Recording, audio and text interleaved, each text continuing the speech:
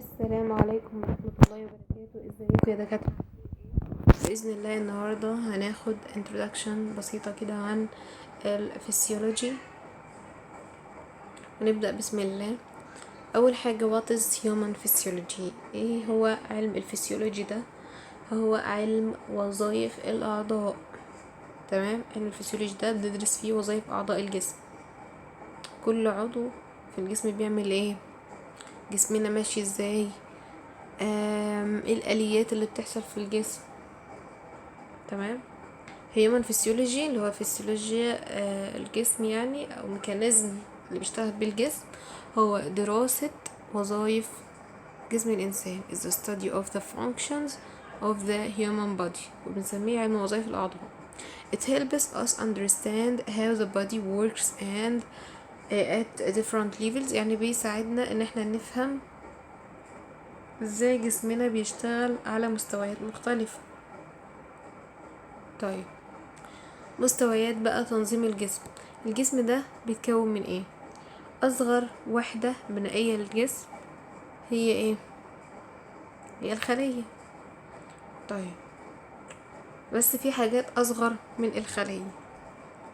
ايه هي بقى؟ بيقول ان اصغر حاجة بيتكون منها الجسم هي البيولوجيكال موليكيولز، الجزيئات الحيوية. في جزيئات بسيطة جدا بيتكون منها الجسم. البيولوجيكال موليكيولز دي هي اللي بتكون السيلولار اورجانيلز اللي هي عضيات الخلية. يبقى في جزيئات بيولوجية هي اللي بتكون السيلولار اورجانيلز، عضيات الخلية. والسيلولار اورجانيلز، عضيات الخلية ديت الاكبر منها على طول بقى اللي هي السيلز، الخلايا اللي موجود فيها السيلولار اورجانيلز دي. طيب، السيلز دي بتتجمع مع بعضها، خلايا كتير مع بعضها بتعمل تيشوز. اصلا التيشو عبارة عن مجموعة خلايا مع بعضها. تمام. فالسيلز بتعمل التيشوز، والتيشوز برضو مجموعة تيشوز مع بعضها بتعمل اورجن. فالتيشوز وحدة بنائية للايه، للاورجن، الاعضاء. طيب، الاورجنز، الاعضاء بتاع الجسم، لما كذا عضو يتجمعوا مع بعض هيعملوا لنا ايه؟ يعملوا سيستم، جهاز في الجسم، زي مثلا الجهاز الدوري، الجهاز المناعي، الجهاز الهضمي، الجهاز التنفسي، وهكذا. والسيستمز دي بقى مع بعض، اجهزة الجسم دي كلها مع بعض بتعمل لنا هول بادي، بتكون الجسم كله. تمام، يبقى احنا كده عرفنا الجسم بيتكون من ايه، مستويات تنظيم الجسم. اصغر حاجه في الجسم دي هي البيولوجيكال موليكيولز، الجزيئات الحيويه دي هي اللي بتعمل السيلولار اورجانيلز اللي هي عضيات الخليه. والسيلولار اورجانيلز ديت هي الموجوده جوه الخليه، واكبر منها على طول هي السيلز. والسيلز دي بتتجمع مع بعضها بتعمل التيشوز، والتيشوز دي بتتجمع مع بعضها بتعمل الاورجانز، والاورجانز بتتكون مع بعضها بتعمل السيستمز اللي هي اجهزه الجسم. والسيستمز هي بتكون الهول بادي اللي هو اكبر حاجه اللي هو جسمنا. تمام. طيب، بعد كده بيكلمنا عن السيل، الخليه.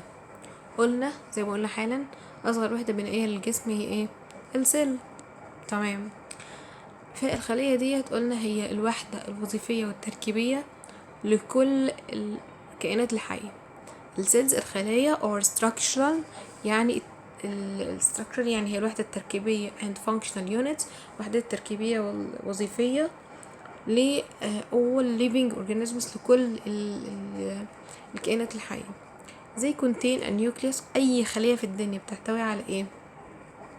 بتحتوي على nucleus and many membrane bound organelles، وعضيات محاطة بغشاء.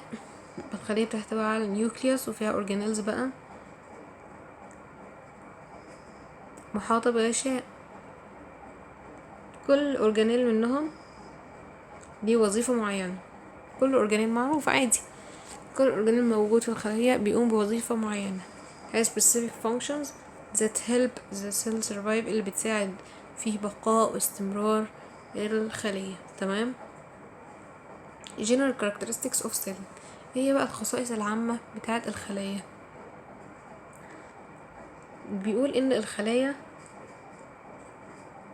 اي خلية بتحتاج نيوتريشن، تحتاج تتغذى، تحتاج اكسجين نيوتريشن عشان تتنفس، تعمل تنفس خلوي، علشان تتغذى، زي الكائن الحي بالظبط زينا كده، احنا بنحتاج اكسجين واحنا بنتغذى برضه.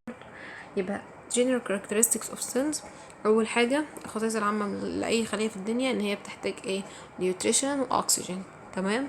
تاني حاجه ان هي بتنتج الطاقه for growth and living، هي بتنتج الطاقه للنمو ان هي تصلح نفسها لو حصل لها اي دامج. تمام.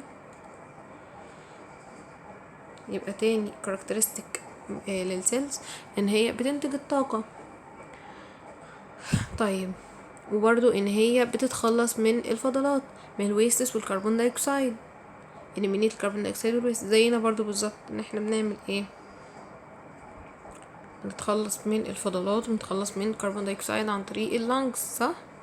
طيب، وبرضو ان السيل دي بتعمل ايه؟ بتمنتين stable internal environment، يعني بتحافظ على البيئة الداخلية ثابتة جواها، بتحافظ على درجة حرارة البيئة الداخلية جواها، بتحافظ على الميكانيزم بتاع الانترنال environment جواها.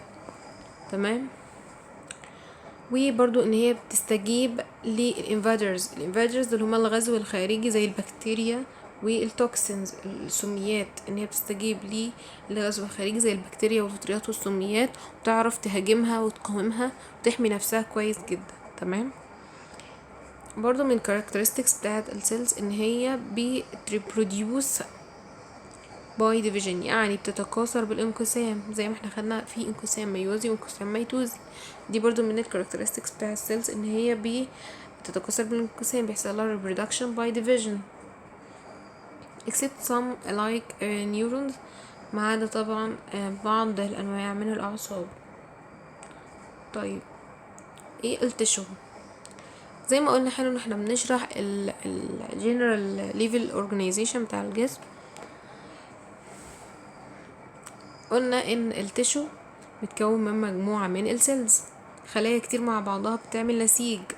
A tissue is a group of cells، مجموعة من الخلايا مع بعض والسيميلر فانكشن، يعني خلايا كتير مع بعض ماسكين في بعض، مجموعة خلايا كده بيعملوا نفس الفانكشن. بيعملوا ايه؟ بيعملوا تيشو.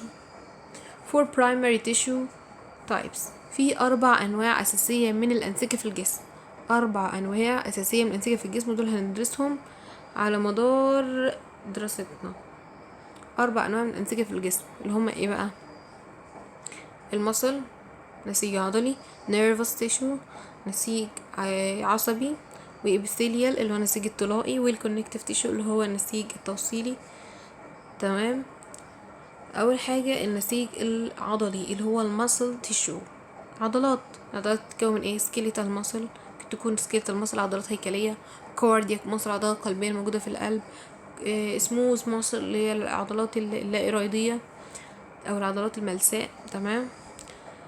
طيب، تاني نوع اللي هو النيرفس تيشو،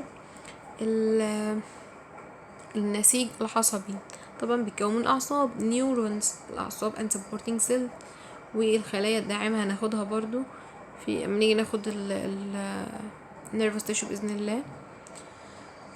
طيب، الابيثيليال تيشو اللي هو نسيج الطلائي، ده في منه انواع كتير بقى، سكويماس اللي هو المكعبي ده او على شكل مربع كده، كولومينر، كولومينر ده اللي هو الطولي او العمادي شكله مستطيل كده، وكيوبويد، الكيوبويد المكعبي شكله على شكل مكعب، والكونكتيف تيشو اللي هو نسيج التوصيلي ده بيوصلهم كلهم ببعض بقى، بيتكون من ايه؟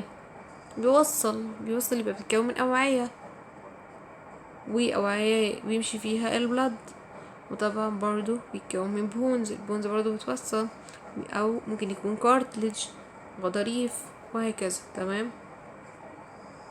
طيب، بعد كده بيقول الأورجان بيتكون من 2 or more types of primary tissues، العضو بيتكون من نوعين أو أكثر من الأنسجة، يعني كذا نوع من الأنسجة، نوع واحد أو أكتر من نوع من الأنسجة بيعملوا إيه؟